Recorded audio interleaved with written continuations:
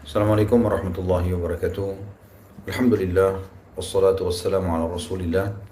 Segala puji dan puja kehadirat Allah subhanahu wa ta'ala, juga salawat dan taslim kepada Nabi besar Muhammad sallallahu ala alihi wa sahbihi wasallam.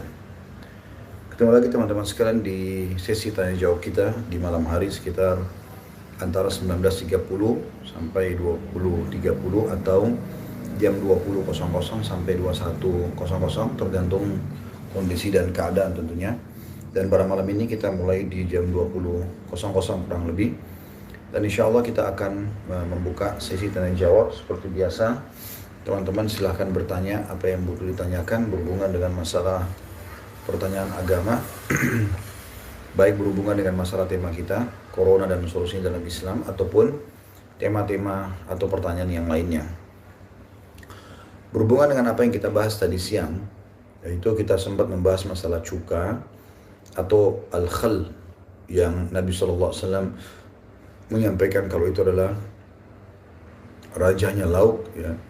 Kemudian juga kita sudah membahas mayones atau mustard juga, dan kita sudah membahas anjuran Nabi SAW berhubungan dengan masalah itu dan manfaat-manfaatnya. Kemudian juga kita sudah membahas garam dan juga bagaimana Nabi SAW menyebutkan tentang keutamaannya. Dan perlu saya garis bawahi sebenarnya teman-teman sekalian, cukup banyak yang bisa dibahas ya, apalagi berhubungan dengan masalah herbal ini. Hanya saja saya sekali lagi hanya fokus kepada apa yang disebutkan dalam Al-Quran dan juga hadis Nabi SAW, dengan tujuan tentunya bagaimana saya bicara sesuai dengan bidang yang mungkin saya pelajari, yaitu bidang agama, menyebutkan tentang dalil yang ada, baik itu ayat Al-Quran ataupun hadis Nabi SAW. Itu contoh misalnya manggis. Contoh manggis itu adalah buah yang enak, mungkin manfaatnya sangat banyak. Di Indonesia diadakan penelitian, bahkan sampai kulitnya bagus, tapi belum ada riwayat hadis secara khusus menyebutkan masalah manggis misalnya. Maka saya tidak akan membahas soal itu ya, karena juga bukan bidang saya bukan seorang medis, bukan seorang herbalis, tapi saya membahas kalau misalnya ada ayat Al-Quran yang menyebutkan seperti kasus anggur, zaitun, ya, kurma, kemudian labu yang disebutkan dalam ayat-ayat Al-Quran, juga disebutkan dalam hadis Nabi SAW, sebagaimana sudah kita bahas dalam beberapa hari ini. Saya mengingatkan kepada teman-teman sekalian, kalau Corona insya Allah akan berlalu. Hanya saja kita seperti orang yang sedang ujian sekarang. Dan dengan kita ujian ini, sekarang kita diberikan lembaran kertas. Allah Subhanahu wa Ta'ala satu waktu akan mengangkat atau mengambil kertas ujian kita itu. Beruntunglah orang yang berhasil mengisi dengan kebaikan-kebaikan, dan tentu saja dia secara otomatis juga akan lolos ya, dan akan punya panduan hidup serta pengalaman hidup baru setelah dia berhasil dari ujian ini. Dan rugilah orang yang menyerahkan kertas lembarannya tanpa ada isi apapun, tidak mengambil pelajaran dan ibrah dari apa yang sedang terjadi ya. Juga contoh yang lain sebenarnya teman-teman sekalian, seperti kita sekarang orang yang sedang berolahraga, dan Allah Subhanahu wa Ta'ala mudahkan misalnya dengan olahraga ini kita berhasil membentuk otot-otot kita, dan Masya Allah sudah bugar, sudah atletis gitu kan.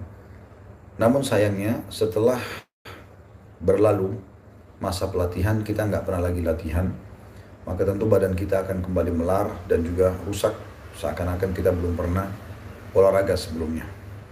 Jadi ini saya kasih contoh bagi orang yang tidak mengambil pelajaran dari apa yang terjadi pada wabah corona ini. Tadi siang sudah sempat saya bacakan bagaimana Allah Subhanahu wa Ta'ala mengirim tanda-tanda kebesarannya dengan tujuan untuk membuat manusia itu sadar atau tunduk dan patuh kepada hukum Allah Subhanahu wa Ta'ala dalam surah Al-An'am surah nomor 6 ayat 42 sampai 43. Maaf, sampai 44 tadi kita baca ya. 42 sampai 45. Saya membacanya kurang lebih 3-4 ayat tentang masalah Allah memerintahkan kita untuk menjadikan cobaan-cobaan yang dia kirim dan didatangkan sebagai ibrah dan pelajaran. Baik teman-teman sekalian, kita akan coba bacakan pertanyaan yang masuk insya Allah.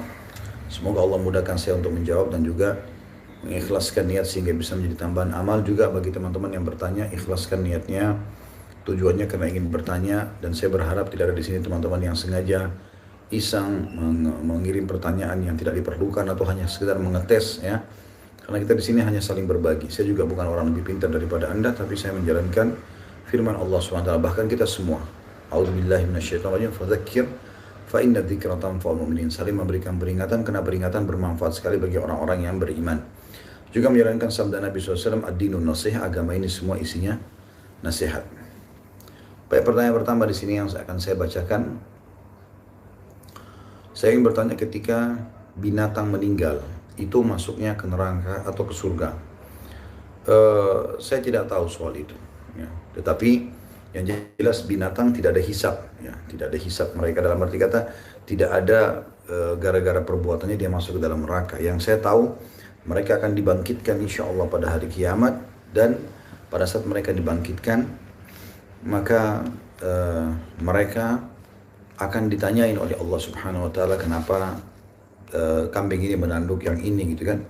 Tapi belum ada penjelasan yang saya temukan bahwasanya mereka seperti manusia ya, akan masuk ke dalam surga ataupun ke neraka ya. Walaupun di surga ada penyebutan tentang adanya hewan-hewan di sana ya.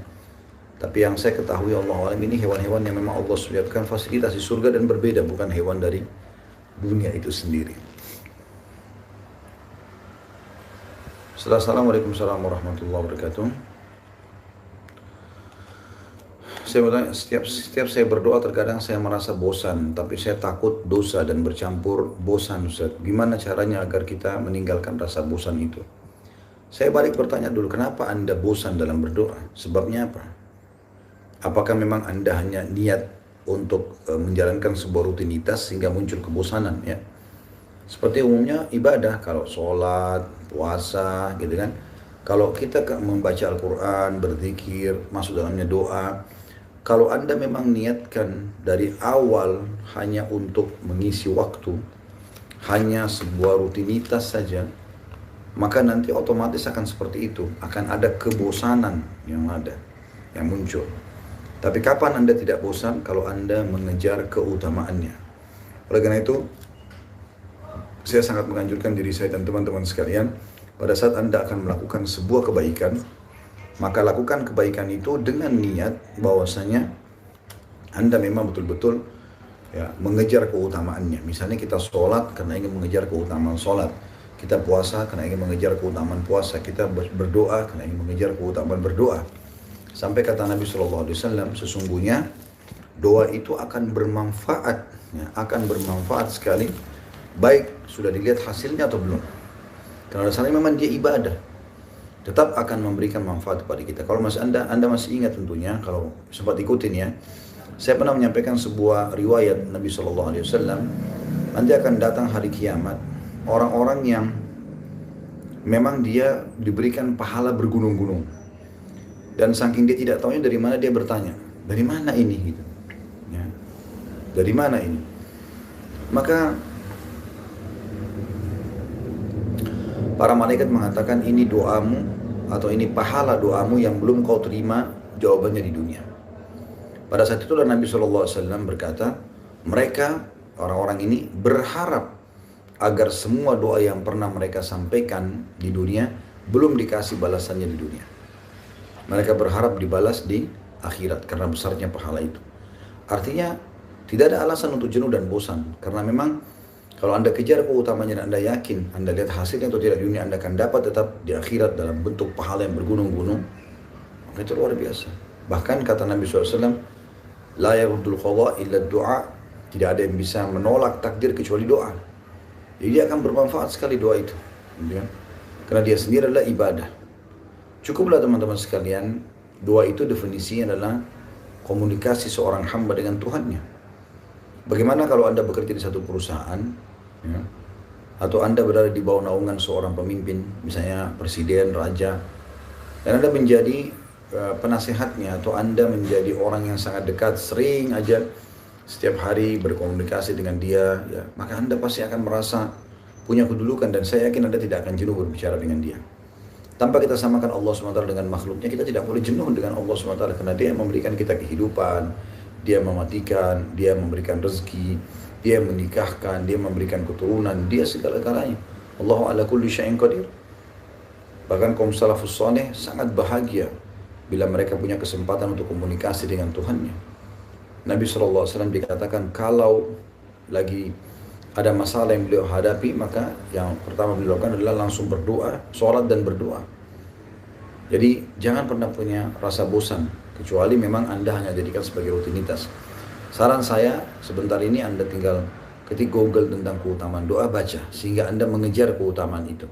Insya Allah tidak akan ada kejenuhan dalam masalah ini, ya. Assalamualaikum warahmatullahi wabarakatuh. Ustaz, saat saya sholat, tiba-tiba saya menangis, teringat betapa sayang Allah kepada saya. Padahal saya banyak berbuat maksiat. Apakah menangis saya di saat sholat bisa membatalkan sholat saya? Pertama sekali, ini adalah tanda-tanda keimanan. Jadi kalau Anda bisa menangis pada saat ibadah, atau Anda bisa menangisi dosa yang pernah Anda lakukan, itu adalah tanda-tanda keimanan. Ya, itu dulu. Yang sisi yang lain jawabannya untuk pertanyaan ini adalah, apakah batal sholatnya? Jawabannya tidak. Jawabannya tidak. Karena banyak orang subhanallah mau menangis tapi nggak bisa. Biar dia mau menangis tapi dia nggak bisa. Jadi orang kalau bisa menangis karena mengingat dosanya, karena terharu, bisa beribadah, bisa merenungi nikmat Allah, itu adalah sebuah karunia yang luar biasa. Itu insya Allah tidak batalin sholat. Assalamualaikum warahmatullahi wabarakatuh. Saya merasa sholat saya lebih khusyuk di masjid. Namun karena sedang wabah, kita dilarang ke masjid dan saya merasa kehilangan kualitas sholat saya. Mohon nasihatnya Ustaz. Orang mukmin, akhi dan ukhti, sholat dimanapun dia akan tetap khusyuk. Dia akan merasa kenikmatan. Ya. Karena Nabi SAW mengatakan, innama ju'ila li arda masjidan wa tahura. Allah telah jadikan untukku, kata Nabi SAW, ya, masjid bumi ini semuanya masjid dan juga tempat untuk bersuci. Artinya dimanapun orang sholat sebenarnya harus dia khusyuk. Ya. Masalah Anda rindu dengan masjid itu adalah karunia iman dalam hati. Tapi harusnya Anda bisa khusyuk dimanapun Anda berada. Ya, saya sarankan teman-teman jangan kurung dirinya di bingkai kehidupan yang dia buat sendiri. Misalnya dia berkata, saya kalau tidak minum kopi pagi hari kepala saya pusing misalnya. Maka ini bisa mengganggu nanti, betul-betul dia akan pusing gitu kan. Jadi biasa saja, saya sholat dimanapun, saya akan khusyuk. Jadi mau kita sholat di rumah kita, mau kita sholat di rumah keluarga kita lagi silaturahim, mau kita sholat di kantor kita, mau kita sholat di musola atau di masjid, semuanya sama. Khusyuk harusnya ada. Tapi tentu kita tidak bisa pungkiri masjid jauh lebih baik daripada rumah, ya, terutama di sholat wajib. Tapi kalau di sholat sunnah, Nabi SAW menekankan agar kita sholat di rumah. Kata Nabi SAW, sesungguhnya sholat seseorang yang kalian lebih afdal dia kerjakan di rumahnya, kecuali sholat wajibnya. Artinya memang kita dianjurkan untuk sholat tahajud, sholat duha, sholat qobliyah, sholat ba'diyah, sholat tobat, wudhu di rumah. Ya, seperti itulah. Assalamualaikum warahmatullahi wabarakatuh. Mohon doanya anak dan istri cepat dikaruniai keturunan. Saya mau bertanya, adakah wirid khususnya? Semoga Allah SWT kabulkan niat Anda dan semoga Allah Subhanahu wa taala memberikan keturunan yang saleh dan salihah. Kalau wirid khusus saya tidak tahu, tapi Anda cukup beristighfar dan memohon kepada Allah SWT. Yang tidak kalah penting adalah Anda harus bersangka baik kepada Allah Subhanahu wa taala, bersangka baik. Jadi kalau Allah belum karuniakan, alhamdulillah. Allah karuniakan, alhamdulillah. Kita nggak ada memungkiri takdir Allah. Lebih tahu kenapa Anda belum dikasih, kenapa Anda sudah dikasih. Atau kenapa Anda dikasih, kenapa si fulan tidak dikasih. Atau terbalik, kenapa dia dikasih, kenapa saya tidak. Allah maha tahu. Ada orang memang belum saatnya dia dikasih anak. Allah SWT tahu. Mungkin dia belum bisa mengurusnya dan seterusnya. Ada juga yang Allah sudah kasih anak dan terus menerus. Allah tahu dia bisa menjaga amanah itu. Jadi saran saya, nikmati prosesnya. Tetap ikhtiar, tawakal ala Allah, ya. Selain ikhtiar secara agama dulu, berdoa, beristighfar, mohon ampun kepada Allah, minta agar orang-orang soleh mendoakan, kemudian ikhtiar, pindah makan makanan yang sehat, terutama masalah kesuburan berhubungan dengan kurma, rutab terutama. Kemudian seperti sudah kita bahas ya, ada madu, ada habbatus sauda, ada zaitun, yang bagus sekali sebenarnya yang dikonsumsi. Kemudian baru Anda ikhtiar secara medis insya Allah. Semoga Allah kabulkan niatnya.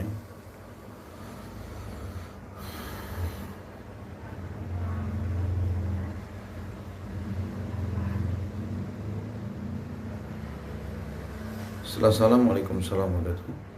Ustaz, Ana mau bertanya bagaimana pendapat Ustaz mengenai ijab kabul yang tinggal ayah tiri, apakah sah? Karena ayah kandung sudah meninggal, barakallahu fiik. Setahu saya ayah tiri nggak bisa jadi wali. Ya. Yang boleh ayah kandung, kalau ayah kandung tidak ada, pindah ke paman, saudara kandungnya ayah. Kalau nggak ada baru pindah ke saudara, kalau nggak ada baru pindah ke anak kalau dia janda, gitu kan. Kalau nggak ada baru dia pindah kepada kerabat-kerabat, ya. Tapi ayah tiri ini setahu saya tidak bisa menggantikan posisi ayah, ya.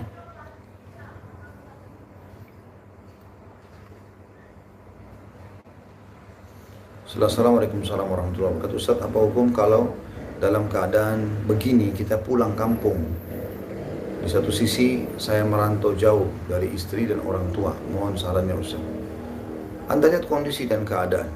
Kalau memang sifatnya Anda harus ya pulang, dalam arti kata memang di Jakarta, misal contoh kalau di Jakarta, Anda nggak punya pekerjaan, Anda terganggu dengan itu. Anda tidak punya pekerjaan, Anda terganggu dengan itu. Nah sekarang harus bagaimana lagi? Karena memang seperti itu keadaannya ya. Harus Anda ya, meninggalkan pekerjaan itu. Maka di sini silahkan. Anda boleh saja tentunya ya, pulang. Karena kalau tidak Anda jadi pengangguran misalnya di Jakarta, kan begitu. Tetapi kalau seandainya Anda bisa saja tidak pulang dulu, misal Anda bisa saja tinggal dan menunggu dulu redahnya keadaan situasi semua ini, maka itu sangat positif. Lebih baik Anda ikuti saran pemerintah untuk mengisolasi diri dulu. Ya, Allahu a'lam. Itu yang saya ketahui.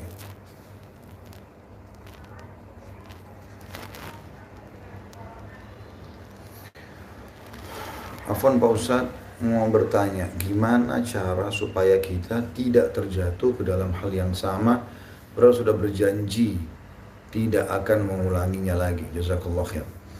Saya pernah kasih sebuah kaidah sederhana. Kalau teman-teman ingin rajin mengerjakan sebuah ibadah, maka usahakan jangan kerjakan kecuali Anda sudah tahu janji Allah di situ. Dan itu sebentar kok sebenarnya. Mengetahui janji Allah itu sangat sebentar, ya, tidak sulit untuk itu. Anda tinggal membaca di Google, ketik misalnya keutamaan sholat malam, lalu Anda coba baca keutamaan sholat malam itu. Mungkin Anda baca maksimal 5 menit, ya, 7 menit sebuah artikel. Jadi Anda tahu, oh ternyata saya sholat malam dapat ini. Nanti itu akan menjadi motivator yang sangat besar agar kita selalu mengerjakan, ya. Begitu juga pada saat tadi penanya ini, bagaimana agar bisa tidak terjerumus dengan kesalahan yang sama. Maka sederhana, Anda usahakan Anda usahakan membaca ancaman Allah di ibadah atau di maaf. Anda membaca ancaman di dosa yang akan Anda lakukan. Misal orang terbiasa berzina, dia mau berhenti, baca ancaman. Orang biasa bohong, orang biasa riba, ya dia baca ancamannya supaya dia bisa berhenti. Itu saran saya. Jadi Anda coba baca ancaman dosa yang sedang Anda terjerumus lagi itu. Ketik di Google tentang ancaman orang ini dan itu. Baca, insya Allah wahyu itu bisa berbicara dengan hati kita, ya.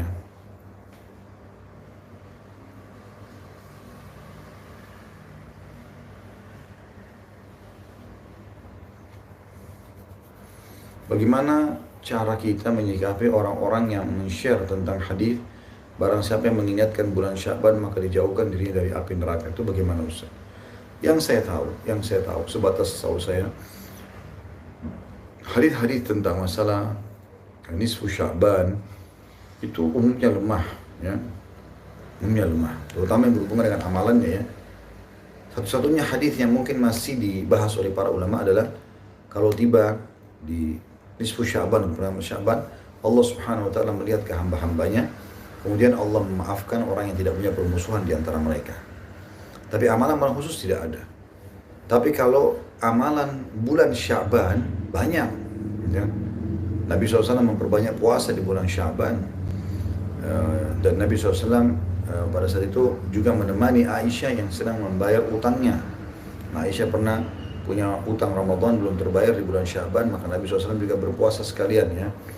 Kemudian juga Anda kerjakan semua amalan-amalan yang lain yang nanti akan memudahkan Anda di Ramadan mengerjakannya, seperti sholat malam, baca Quran, ya, zikir. Karena dia adalah bulan betul-betul transisi yang mendekati atau melekat dengan bulan Ramadan yang harus kita full ibadah gitu kan. Maka semua ibadah-ibadah yang akan dikerjakan Ramadan kita maksimalkan di bulan Sya'ban gitu. Ada sebuah riwayat yang menjelaskan tentang berhentinya seseorang melakukan ibadah puasa kalau sudah pertengahan Sya'ban ya.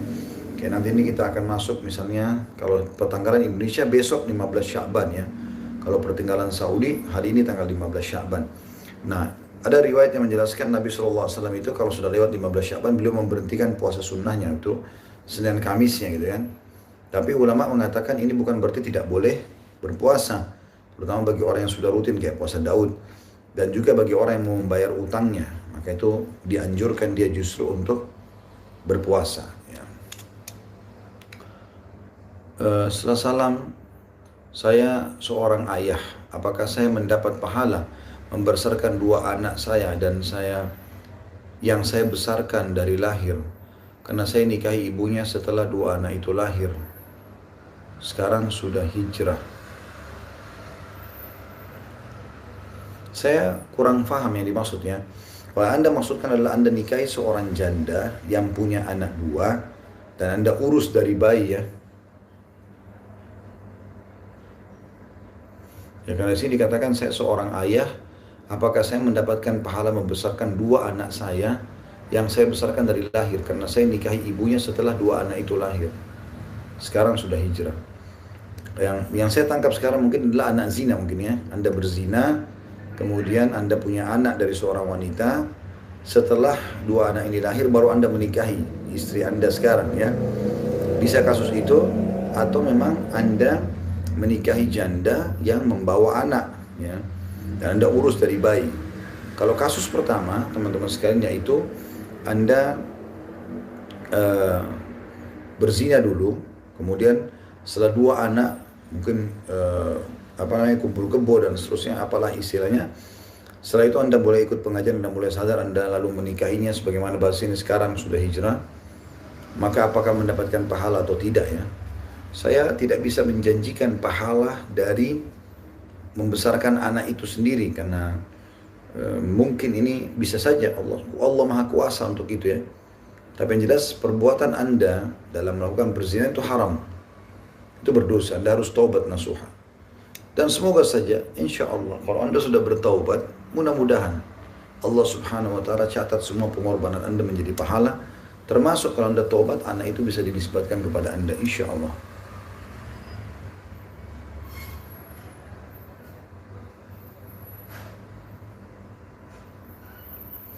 Afwan Ustaz, kalau kita sedang baca Al-Quran, lalu suami memanggil dan menyuruh kita melakukan sesuatu yang sebenarnya ia bisa lakukan sendiri, atau menanyakan suatu haruskah kita berhenti mengaji? Ya, harus. Wajib malah. Karena membaca Al-Quran hukumnya sunnah. Melayani suami hukumnya wajib. Kalau bertemu antara wajib haknya Allah dengan wajib haknya makhluk, misalnya Anda lagi sholat, ya, wajib. Misalnya sholat duhur, ibu lagi sholat duhur di rumah atau sholat asar, suaminya panggil. Ya.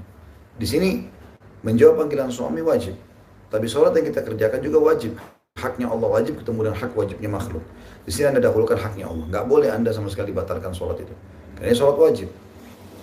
Tapi kalau Anda sedang sholat sunnah, misalnya sholat qabliyah, sholat ba'diyah, sholat duha, misal sholat tahajud, lalu suami panggil, atau kalau Anda belum menikah orang tua panggil.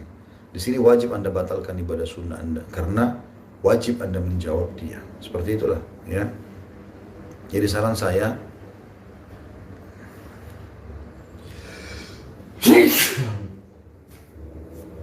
mohon maaf, alhamdulillah. Jadi saran saya, Anda tetap menjawab panggilan tersebut, lalu kemudian Anda kembali mengaji lagi ya. Karena memang Aisyah berkata radhiyallahu anha, hai para istri, kalau seandainya kalian mengetahui besarnya hak kalian yang sudah Allah atau hak suami kalian yang sudah Allah bebankan pada kalian, maka kalian akan mengambil debu kaki suami kalian dan kalian letakkan di pipi kalian. Dan juga ada seorang wanita bernama bukan bernama ya, tapi dia bibinya Imran ibn Husain, begitu dalam riwayat disebutkan. Tapi nggak disebutkan namanya wanita ini siapa. Setahu saya, Ya, maka dia lagi datang ke rumah Aisyah lalu bercerita tentang suaminya dan umumnya keburukan yang diceritakan. Maka eh, Nabi SAW lewat lalu berkata begini, hati-hati dengan ucapan, karena suamimu surgamu atau nerakamu. Sulitnya apa? Ibu penuhi dulu, gitu kan? Ibu harus bersyukur kalau suami masih minta tolong. Berarti Allah masih berikan kesempatan Anda mendapatkan pahala dari permintaan tolong dia, walaupun dia mampu melakukannya. Ya. Ini mirip dengan bagi penanya, ibu yang penanya ini, mirip dengan bagaimana kalau Anda belum nikah lalu ayah Anda minta sesuatu dan ayah Anda bisa ambil sendiri misalnya. Bisa diambilin koran, bisa diambilin air, dia mampu ambil sendiri. Tapi dia minta tolong. Apa yang Anda lakukan? Anda suruh orang tua ambil sendiri? Kan nggak mungkin.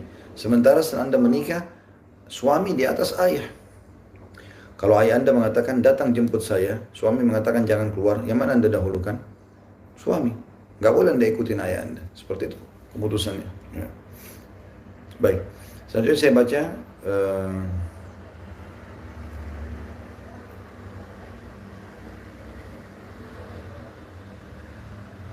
Assalamualaikum warahmatullahi wabarakatuh. Gimana caranya supaya selamat dari fitnah wanita? Karena terkadang susah buat saya dan apa saja balasan buat berteman kepada lawan jenis. Dan mohon doanya agar saya bisa cepat menikah. Nah, jawabannya di akhir kalimat Anda ini. Saya baru mau bilang itu. Anda ingin selamat dari fitnah lawan jenis, yang pertama lakukan adalah menikah. Selama Anda bisa, menikahlah. Ya, karena kata Nabi SAW, siapa yang menikah, man tazawwaja, faqad dhamina nisfa dinahu. Dia telah menyelamatkan setengah agamanya. Falyattaqillah fi nisfil baqi. Maka dia harus bertakwa kepada Allah di setengah yang tersisa. Maksudnya apa? Setengah agamanya aman, kenapa? Karena fitnah terbesar bagi laki-laki adalah perempuan, fitnah terbesar bagi perempuan adalah laki-laki. Kapan dia menikah, ada tempat pelampiasan biologisnya yang halal, maka secara otomatis dia akan teredam itu.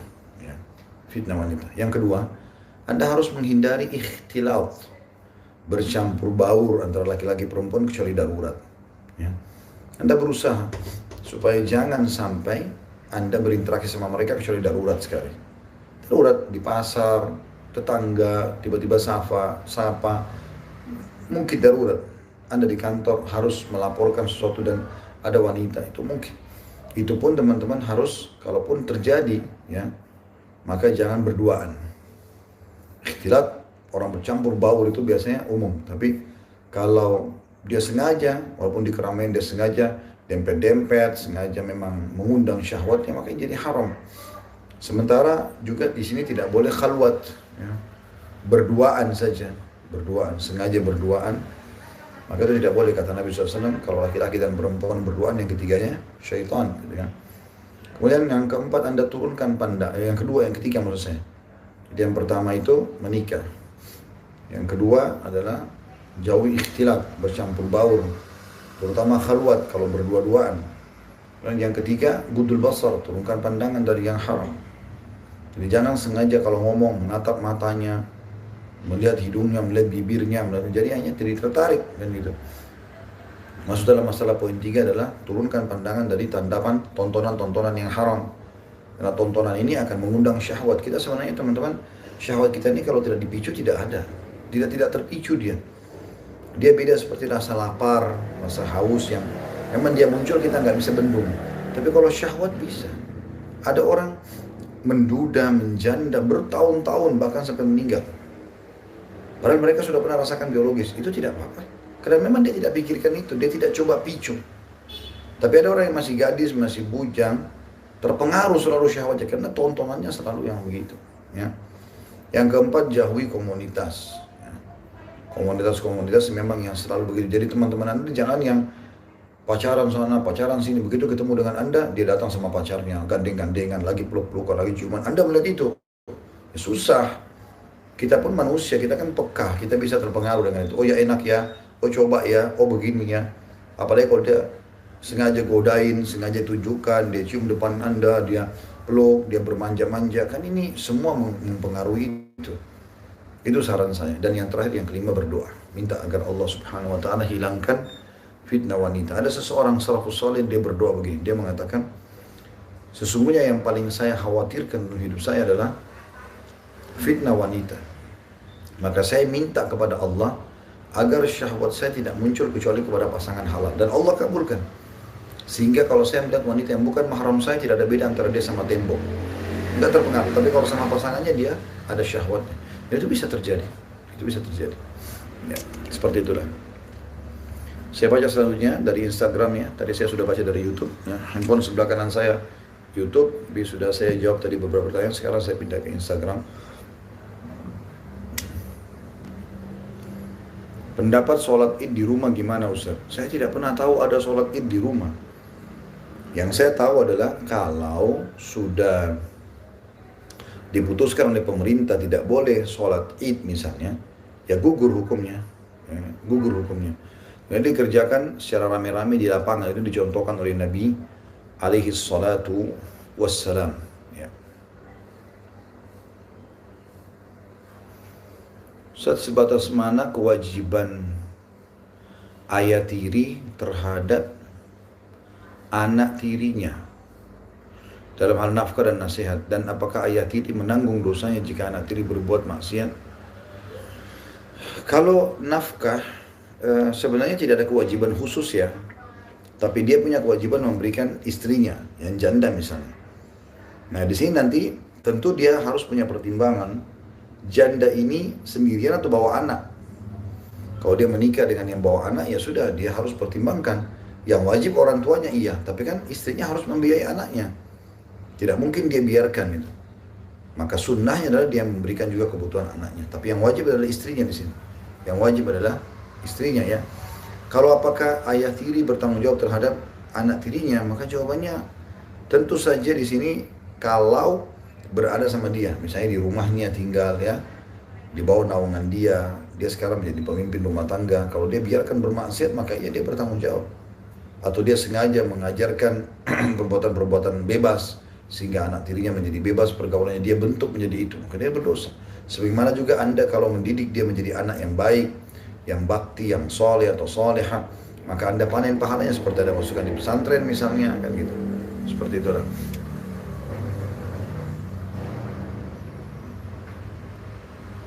Assalamualaikum warahmatullahi wabarakatuh. Orang tua saya suka minum khamar. Menurut beliau itu menyehatkan. Tapi beliau tahu kalau itu haram. Apakah kami sebagai anak ikut terkena dosanya Ustaz? Pertama sekali kalau ada orang mengatakan khamar menyehatkan, ini aneh. Mana buktinya? Datangkan bukti secara syar'i, secara medis. Gak akan mungkin ada. Nggak usah bicara agama kalau beliau tidak mau bicara agama. Bicara secara medis. Ada dokter yang bilang minum alkohol itu sehat. Kalau ada itu dipertanyakan itu. Yang kita tahu malah kalau Anda pergi ke praktek dokter, sampaikan kepada ayah Anda. Bukankah ayah kalau orang masuk ke dokter, maka yang pertama ditanya apakah Anda berokok ya, dan apakah Anda minum alkohol. Kalau jawabannya iya, ini jarang sekali dokter perlu periksa lagi. Sudah tahu sumber masalahnya dia apa. Tapi kalau dia bilang, oh saya nggak merokok, oh saya nggak minum yang beralkohol, di situ baru dokter periksa, mungkin ada masalah lain. Makanya kan ditulis itu besar-besar ya. Di Eropa pun, di negara-negara yang bebas, mereka pikir khamar itu boleh saja dibatasi umur 18 tahun ke atas. Dianggap anak kecil, tidak boleh. Begini, kalau teman-teman mau tahu itu adalah perbuatan baik, seorang ayah. Saya kasih contoh berhubungan dengan rokok misalnya. Ada seorang dulu guru sekolah di Saudi, guru SD kebetulan, dan dia datang ke sebuah masjid. Kebetulan di masjid itu ada seorang syekh dan dia bilang, Syekh, katanya rokok itu haram. Karena rokok itu berbahaya bagi kesehatan. Saya merokok bertahun-tahun, saya sehat-sehat saja. Saya nggak apa-apa. Gitu. Maka kata syekhnya, baiklah. Kalau kau menjawab mengatakan rokok itu sehat, karena kau merokok, dia bilang iya. Baik, istrimu merokok nggak? Dia bilang tidak. Anakmu? Tidak. Kalau kau beli rokok nanti, belikan juga buat istri anakmu dan kasih mereka. Kalau perlu bayi yang baru lahir juga kasih rokok. Kan kau anggap baik. Maka dari situ dia bisa tangkap. Oh iya, dengan akal sehatnya. Kalau ini baik, pasti akan kita bagi-bagi. Berikan kepada istri, berikan kepada anak. Rokoklah semua satu rumah. Fitrahnya orang, subhanallah, saya punya dulu paman. Alhamdulillah dia sudah berhenti merokok. Dia sebelum berhenti merokok, dia kalaupun merokok, dia bilang, saya nggak bisa merokok dalam rumah. Saya nggak tega kalau anak istri saya menghirup udaranya. Dia tahu itu secara fitrah. Gitu kan. Contoh saja, begitu juga dengan khamr. Kalau baik, ya kasih istri Anda, kasih anak Anda. Yang baik pun kalau perlu jangan susu, kasih khamr. Itu kan secara fitrah, berarti memang dia tidak baik secara alami. Jadi itu bukan alasan. Kalau apakah Anda dapat dosanya, tentu tergantung. Kalau Anda melihat beliau membuat kemungkaran, Anda tidak ingatkan. Misalnya, Anda mengatakan, ayah maaf, saya khamar itu tidak boleh. Dan ini haram, karena Allah SWT berfirman begini. Sudah kau nggak usah campuri, kau masih anak kecil. Ya sudah, terima kasih. Yang penting kita sudah sampaikan. Kalau Anda sudah amar ma'ruf nahi mungkar, sudah menegakkan kebenaran dan melarang kemungkaran, walaupun sekali, kewajibannya kan sekali. Maka berarti sudah gugur tugas Anda. Yang kedua, yang ketiga, yang keempat, yang ke-1000 amar ma'ruf nahi mungkar itu adalah sunnah hukumnya. Ya. So, saya mau bertanya, saya mau meminta maaf dengan teman saya, tapi teman saya tidak mau memaafkan saya dan dia malah mengumbar aib saya di media sosial. Gimana saya menyikapinya? Mohon penjelasannya Ustaz. Itu risiko Anda berbuat salah memangnya. Subhanallah, kita teman-teman sekalian usahakan jangan pernah punya musuh. Karena kadang-kadang musuh itu datang karena kita sendiri yang munculkan gitu. Kenapa harus punya musuh? Kenapa harus buat masalah sama orang? Manfaatnya apa? Gitu. Saya heran kadang-kadang orang yang hidupnya memang konflik. Dia tuh gejolak dalam hatinya. Masalah apa nih dia mau lahirkan? Dia mau sekalian melahirkan masalah. Untuk apa punya musuh? Gitu. Apa punya musuh? Nabi SAW saking tidak maunya punya musuh, beliau sampai orang munafik jelas-jelas memusuhi Nabi SAW. Lalu kadang-kadang kalau ada Umar bin Khattab, ada Khalid bin Walid, ada Sa'ad bin Mu'ad, pernah sahabat-sahabat Nabi mulia ini melihat ada orang munafik menyakiti Nabi SAW, langsung mereka hembuskan pedang sambil mengatakan, ya Rasulullah, perintahkan saya tebas lehernya orang ini. Dia sudah kurang ajar sama Nabi. Apa kata Nabi SAW? Jangan. Nanti orang-orang akan bilang Muhammad membunuh teman-temannya. Mereka masih mengaku muslim, masih mengaku sebagai sahabat. Saking luar biasanya Nabi menjaga agar jangan ada permusuhan. Sehingga orang-orang munafik pun jadi serba salah dengan Nabi, karena Nabi nggak balas keburukan mereka dengan keburukan. Jadi, kita harus menjadi orang yang cerdas, teman-teman sekalian. Menjadi orang yang luar biasa. Karena kalau ada orang yang gibah kita, orang fitnah kita, lalu kita balas dengan yang sama, kita biasa berarti. Tapi kita harus menjadi orang yang luar biasa. Ya bagaimana jadi orang luar biasa? Ya kita tidak ikut-ikutan, jangan balas kebodohan dengan kebodohan, keburukan dengan keburukan, gitu ya. Itu dulu poin. Nanti saya akan masuk ke pertanyaan. Sekarang Anda sudah terlanjur buat salah, terjadilah permusuhan itu. Anda sudah minta maaf, ternyata teman masih belum memaafkan. Anda harus jadi tanda tanya, kenapa dia belum maafkan? Apa sebabnya? Ya. Bisa saja mungkin bobot kesalahan Anda lebih besar daripada permintaan maaf Anda. Karena banyak orang begitu, subhanallah. Jadi dia pun minta maaf terpaksa. Maafin saya ya, saya kemarin sudah gibah kamu. Padahal orang yang sudah digibah ini, digunjing ini, udah sakit hatinya luar biasa gitu. Dia udah tersakiti dan tidak cukup dengan ucapan sekali maaf. Mungkin Anda harus datang di depan dia, nunjukkan keseriusan, saya benar-benar bersalah. Saya istighfar kepada Allah. Tunjukkan keseriusan itu. Dan Anda mulai mengcounter kesalahan dia itu atau fitnah itu. Misalnya Anda telepon kepada teman-teman, yang pertama Anda hubungin dulu, Assalamualaikum warahmatullahi wabarakatuh, saya kemarin tuh atau minggu lalu, bulan lalu, tahun lalu cerita tentang si fulan, dan itu salah, saya menggunjing dia, saya bertobat dan istighfar, maka saya tarik perkataan saya. Nah, semenjak itu kalau teman Anda yang satu lagi terus menyebarkan aib itu, Anda sudah nggak tanggung lagi dosanya. Jadi orang juga melihat keseriusan kita seperti itu, ya. Insya Allah kalau Anda sudah memperbaiki itu, Allah punya cara kok memberhentikan dia untuk menyebarkan di medsos, ya. Bahkan mungkin bisa kembali bumerang itu kepada dia. Yang penting Anda muhasabah dulu, itu yang penting.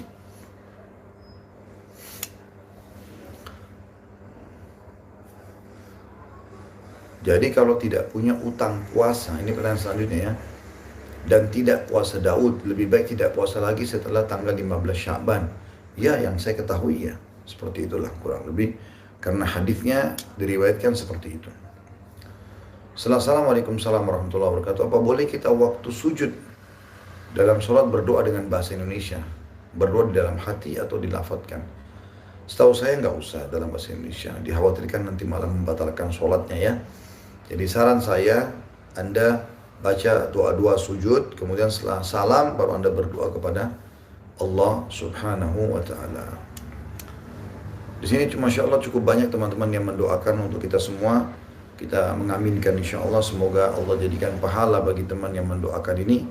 Dan juga teman-teman sekalian, semoga saja ya, siapa yang butuh hajat, yang butuh kita pun doakan di dalam kajian kita ini, semoga Allah SWT kabulkan semua hajat-hajat Anda yang baik. Allah juga mengganti dosa-dosa Anda semua menjadi pahala. Allah juga memudahkan agar Anda bisa beramal saleh, ya, mengisi sisa umur dengan ketaatan, dan juga Allah memberhentikan niat-niat buruk Anda semuanya, insya Allah. Dan kita mengaminkan doa teman-teman yang sudah mendoakan kebaikan, baik untuk kami ataupun teman-teman semua yang telah bertanya di sini ya. Selanjutnya, bagaimana hukum membaca Yasin 41 kali dalam menghadapi masalah? Allahu a'lam. Saya pribadi nggak pernah temukan dalilnya itu ya. Ya, Anda yang benar Anda berdoa dan seterusnya ya, Anda berdoa, Anda bersedekah ya. Itu yang saya tahu. Sambil bermuhasabah tentang inti permasalahan. Tapi membaca Yasin yang 41 kali, Allahu a'lam. Saya tidak pernah tahu ada dalil berhubungan dengan masalah itu ya.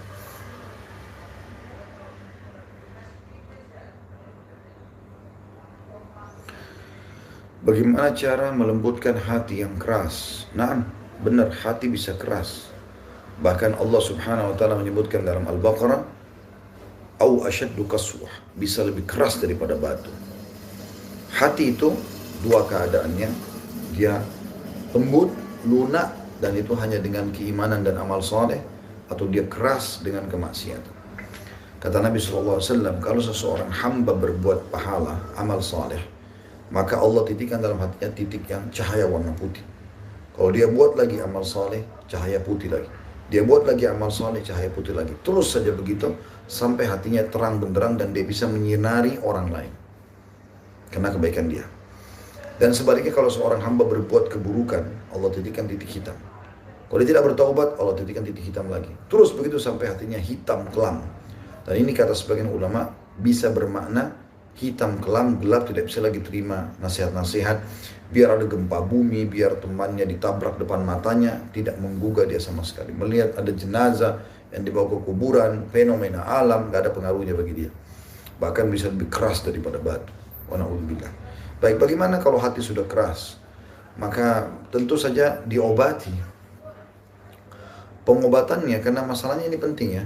Yang kata Nabi SAW dalam sebuah hadis, di dalam hati manusia ada segumpal darah, itulah hati kita ya, jantung.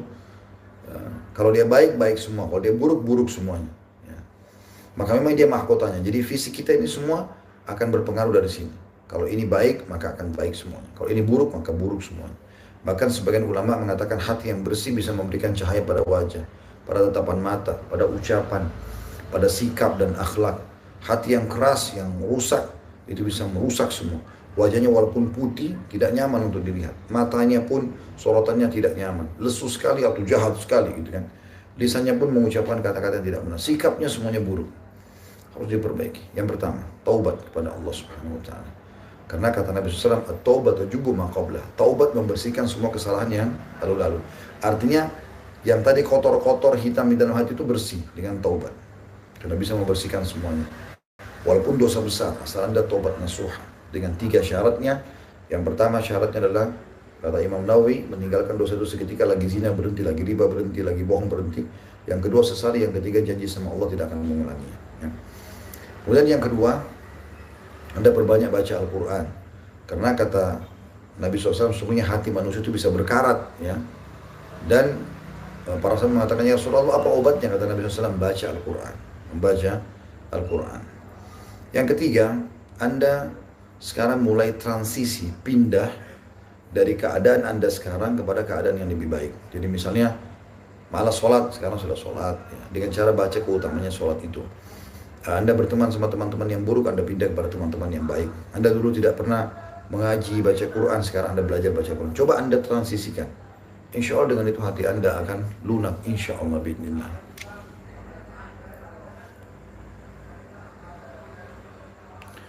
Selanjutnya, gimana sikap kita atau punya pasangan yang suka selingkuh? Sudah menasihati tapi tetap seperti itu dan diulang kembali. Kalau ini betul yang Anda sampaikan ya, karena saya cuma menjawab apa yang Anda sampaikan saja. Kalau betul apa yang terjadi, dia selingkuh, dan ingat makna selingkuh perbuatan zina. Jangan anggap selingkuh kalau orang menikah, poligami misalnya. Yang maksudnya adalah selingkuh, memang betul-betul dia melakukan perzinahan yang haram. Di sini Anda sudah nasihatin tidak mau, maka saran saya istikharah. Nasihatin berapa kali nggak mau dengar, istikharah. Minta sama Allah petunjuk, ini pernikahan dilanjutin atau tidak. Sholat 2 rakaat caranya, ya. Berwudu yang benar, sholat 2 rakaat. Setelah salam, kalau Anda tidak hafal, ketik saja. Doa istikharah di Google. Keluar, baca. Di antara maknanya kan, ya Allah, kalau perkara ini, pernikahan saya sama fulan atau fulana, baik untuk agama saya, ya, dunia saya, akhirat saya, maka mudahkan berkah. Kalau buruk, maka jauhkanlah saya darinya dan juga jauhkan dia dari saya. Dan tentukanlah takdir yang baik untuk saya dimanapun saya berada dan buat saya ridho. Maka Allah punya cara. Kalau dia memang masih baik sama buat Anda, Allah akan buat dia berubah jadi taubat. Kalau dia buruk, maka akan makin jadi dan Anda akan bercerai. Jangan habiskan umur pada pasangan yang tidak bisa diatur. Ya. Gak mau ikut ketaatan kepada Allah SWT, ya sudah biarkan dia jalan. Bahasakan sama dia. Kalau tidak mau berubah, ya silahkan, tapi bukan dengan saya. Gitu kan begitu. Jadi jelas. Bagaimana bila membeli kitab tentang 4 madhab dan mempelajarinya? Saya sarankan jangan buru-buru dulu ini ya. Kalau Anda masih baru menuntut ilmu, belajar dasar, misalnya sholat, banyak buku-buku yang kecil, yang mudah untuk difahami. Nanti insya Allah kalau sudah terbiasa nanti, udah sering menuntut ilmu, baru Anda pindah ke itu, ya, baru pindah. Saya punya buku fikih, judulnya itu memang fikih 4 madhab. Langsung disebutkan madhab fulan, madhab Hanafiyah mengatakan begini, Malikiyah mengatakan begini, Syafi'iyah begini, Hanabilah begini. Ada memang di situ dijelaskan, betul. Tapi saya pun pada saat membaca, ya, saya butuh ilmu, background ini. Ini pada saat saya baca, kadang-kadang juga ada buku yang lengkap dengan dalil, ada yang lengkap dengan dalil, ada yang tidak lengkap dengan dalil, gitu kan. Ini butuh panduan guru, benar nggak ini? Dan yang mana saya harus pilih? Padahal bertemu dengan di antara dalil-dalil tersebut, gitu kan. Maka ini butuh ilmu khusus ya masalah ini. Saya sarankan bertahaplah dalam belajar agama itu.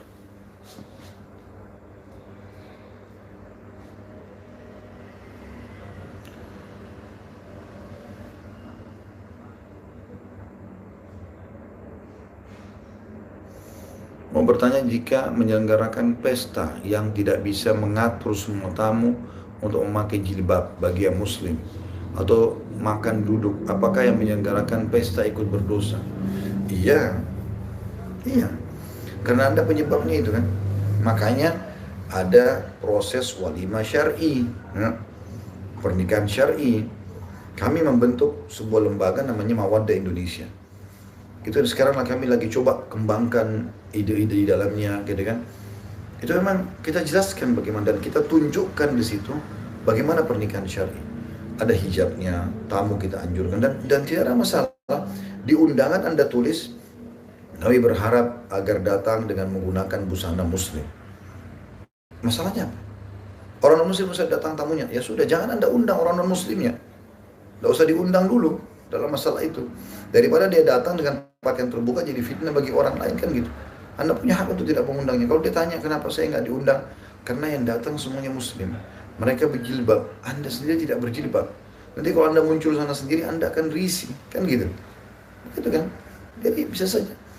Ya, itu hak kita, itu hak kita. Sebagaimana juga kalau ada orang mungkin buat acara di diskotik, di bar segala macam, mungkin dia tahu kita orang yang dekat dengan Allah, dia tidak akan undang kita, kan begitu. Itu demi maslahat semuanya, baik kita maupun dia, gitu ya. Tentu Anda akan punya andil. Oleh karena itu teman-teman, sudah saatnya sekarang kita hijrah. Dan hijrah tidak boleh setengah-setengah. Hijrah menjadi keadaan tidak baik menjadi keadaan baik, gitu kan. Termasuk masalah pernikahan, pergaulan, pendapatan, semuanya harus diubah. Allahu a'lam, ya. Bagaimana dengan utang puasa orang yang meninggal? Kalau dia memang meninggal dan meninggalkan puasa Ramadan, ya, puasa wajib atau puasa nazar, maka walinya wajib untuk membayarnya. Walinya wajib membayar, jadi anak-anaknya atau suaminya atau istrinya membayar itu. Kalau memang dia pada saat hidup, dia bisa membayar dengan puasa. Tapi kalau si mayit memang dasarnya pada saat hidup tidak bisa bayar, misalnya dia orang tua, Dia pun kalau hidup dia tidak bisa puasa, dia hanya bisa bayar fidyah atau dibayarkan fidyah oleh kerabatnya, maka berarti dibayar dengan fidyah juga.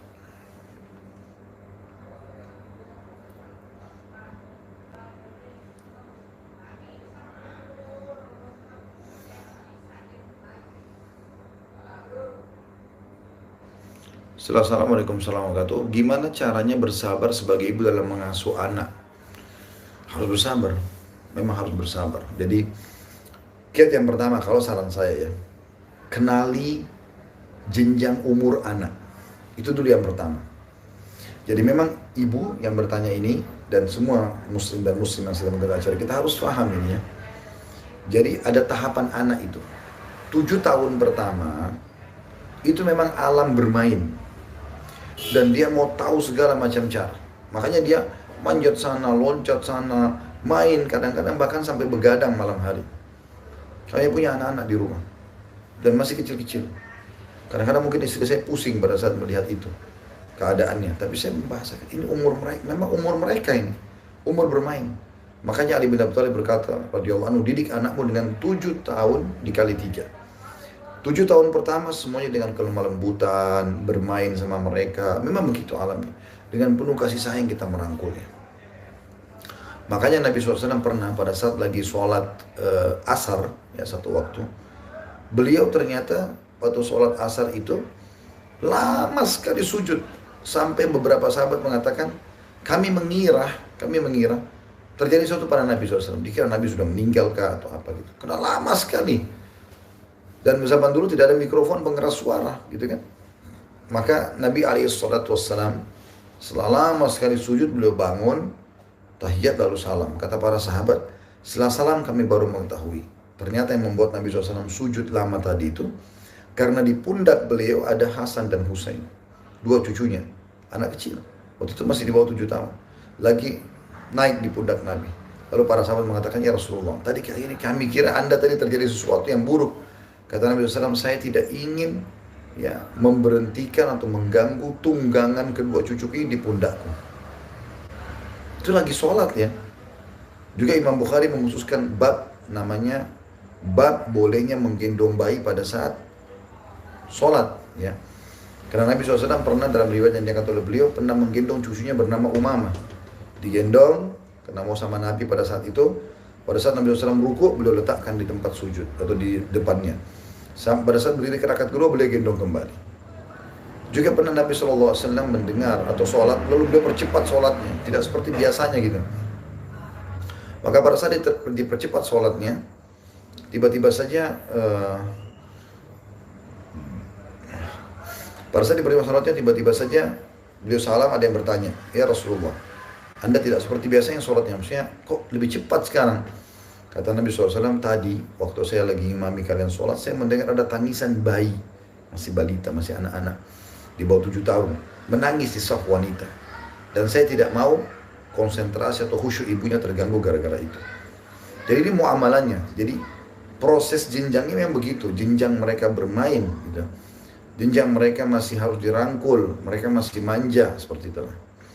7 tahun kedua, dari 7 tahun sampai 14 tahun, kata Ali bin Abi Thalib, didik mereka dengan ketegasan, bukan kekerasan. Misal, ayah atau abi nggak mau atau umi nggak mau kamu buat seperti ini. Kamu boleh begini, kamu nggak boleh begini. Tegas, tapi bukan keras. Ya. Makanya hadis Nabi SAW yang berbunyi, suruhlah anak kalian sholat di umur 7 tahun. Ya, mulai 7 tahun maksudnya. Walaupun sebelumnya kita boleh ajak sholat, tapi penekanannya, tegasnya itu di 7 tahun. Dan pukul mereka di umur 10 tahun. Tapi pukulan di sini jangan dianggap kekerasan ya. Karena ulama hadis mengatakan darbatun ghairu mubarrah. Pukulan yang tidak boleh berbekas, gitu kan. Jadi tanamkan prinsip pada saat itu. Ini boleh, ini nggak boleh. Ini haram, ini halal. Gitu. 7 tahun yang kedua, 7 sampai 14 tahun. 7 tahun Anda didik itu. Ini umur SD ini, sampai tamat SMP. Gitu kan. 7 tahunnya itu, kurang lebih. Sampai masuk SMA lah ya. SMA kelas 1, kelas 2 gitu. Kemudian 7 tahun ketiga, dari 14 sampai 21, ini jenjang mulai tamat SMA sampai 7 tahun ke depan, ya, sampai dia selesai kuliah, gitu kan. Di sini Anda ajak dia bermusyawarah. Kata Ali bin Abi Thalib, kalau kau sudah melakukan 3 tahapan ini, setelah 21 tahun lepaskan, dia akan jadi pemimpin di masyarakat. Nah, tapi yang saya masukkan sini adalah jenjangnya itu. Memang ibu harus sabar saatnya dia bermain. Yang kedua, pekalah, ibu harus pekah atau bapak yang bertanya ini,